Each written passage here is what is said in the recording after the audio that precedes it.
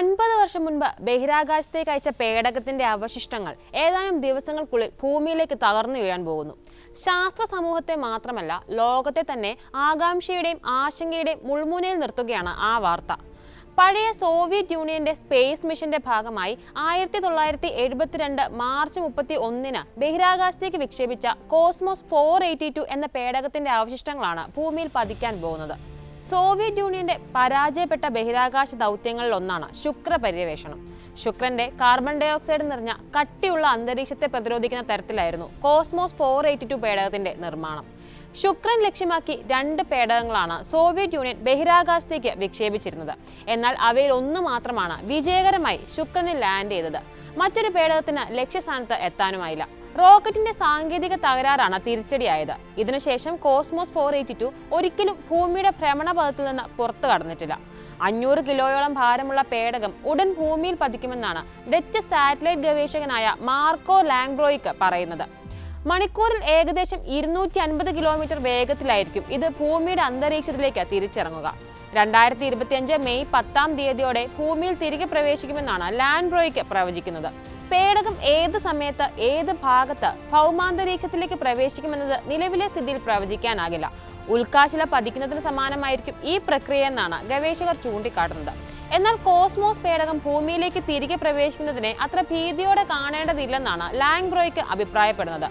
ഏതെങ്കിലും ജലാശയത്തിൽ പതിക്കാനാണ് കൂടുതൽ സാധ്യത കാണുന്നത്. പേടകം അന്തരീക്ഷത്തിലേക്ക് പ്രവേശിക്കുമ്പോൾ തന്നെ അപ്പാടെ കത്തിത്തീരാനും ഇടയുണ്ട്. ഒരുപക്ഷെ കരയിൽ പതിക്കാനുള്ള സാധ്യതയും തള്ളിക്കളയാനാകില്ലെന്നാണ് ശാസ്ത്ര ഗവേഷകർ ചൂണ്ടിക്കാട്ടുന്നത്.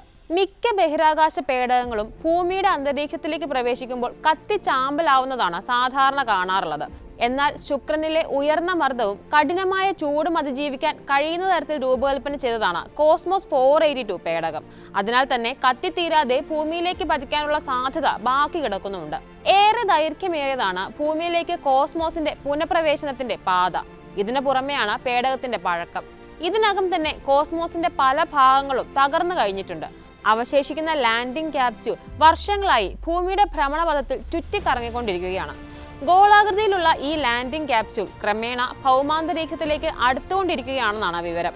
ഭൂമിയിൽ പതിക്കുകയാണെങ്കിൽ അക്ഷാംശ രേഖയുടെ 52 ഡിഗ്രി നോർത്തിനും 52 ഡിഗ്രി സൗത്തിനും ഇടയിലായിരിക്കും അത് വീഴുക.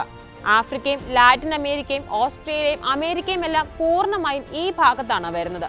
ഇതിനു പുറമെ കാനഡയുടെയും യൂറോപ്പിന്റെയും ഏഷ്യയുടെയും ചില ഭാഗങ്ങളുമുണ്ട്. എന്നാൽ ഭൂമിയുടെ 70% വെള്ളമായതിനാൽ ഏതെങ്കിലും സമുദ്രങ്ങളിൽ ഒന്നിലായിരിക്കും അത് മിക്കവാറും പതിക്കുക എന്നാണ് മാർക്കോ ലാംഗ്ബ്രോയിക്ക് പറയുന്നത്.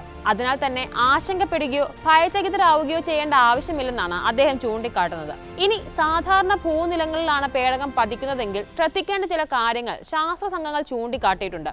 അവശിഷ്ടങ്ങൾ തൊടാനോ പിടിക്കാനോ പോകരുത്. പതിറ്റാണ്ടുകൾ പഴക്കമുള്ള ബഹിരാകാശ പേടകമായതിനാൽ അതിൽ നിന്ന് അപകടകരമായ ഇന്ധനങ്ങൾ ചോരാനിടയുണ്ട്. മനുഷ്യർക്കും പരിസ്ഥിതിക്കുമെല്ലാം വലിയ അപായമുണ്ടാക്കാനിടയുള്ള സാധനങ്ങളും അതിനകത്തുണ്ടായേക്കുമെന്നാണ് ശാസ്ത്ര ഗവേഷകർ പറയുന്നത്.